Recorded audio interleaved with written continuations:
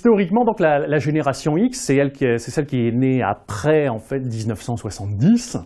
Et c'est celle qui, dans le monde du travail, puisqu'on en parle souvent de cette génération X, a subi, je dirais, les premiers impacts économiques de la mondialisation sur la France. Donc c'est historiquement, en fait, les conséquences des premiers chocs pétroliers, c'est la crise, en fait, c'est le renouveau des années 80, mais c'est la crise des années 90, à tel point qu'on a pu parler de cette génération, j'en cite les sociologues comme Valérie Bagreau, comme une génération désenchantée. Aujourd'hui, cette génération, elle a aux alentours de 30-40 ans. On sait que les tendances sociologiques ont évolué. Aujourd'hui, la mise en couple, c'est autour de 30 ans.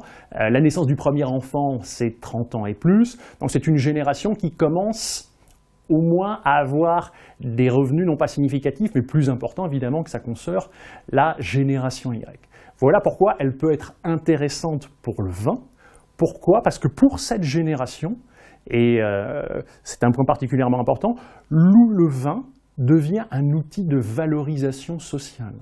Alors c'est pas moi qui le dis, j'ai trouvé ça à travers en fait mon étude que j'ai mis en œuvre avec Pascal Poutet, mais on la retrouve aussi à travers l'étude du Crédoc en 2008 qui disait le vin, un produit à risque qui s'embourgeoise. C'était en fait le titre qui était manifeste.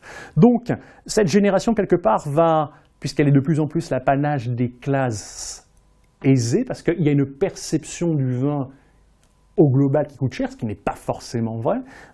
Cette génération de plus en plus, elle fait face à la complexité des appellations, à un monde du vin perçu comme assez, quelque part, ésotérique et potentiellement inaccessible, mais en se documentant par Internet, par des personnes, par des amis, il y a une partie de cette génération, notamment en fait les classes aisées, qui va essayer d'entrer dans le monde du vin à des fins de valorisation sociale, mais le point important, c'est qu'elle va se prêter au jeu. Au départ, il y a cette recherche de valorisation sociale vis-à-vis des relations professionnelles, des amis, etc., etc. Mais quelque part aussi, il y a l'idée qu'elle va entrer dans un club informel où elle va apprendre des connaissances et ce club informel va un peu la valoriser. Et là-dessus, on a eu beaucoup de...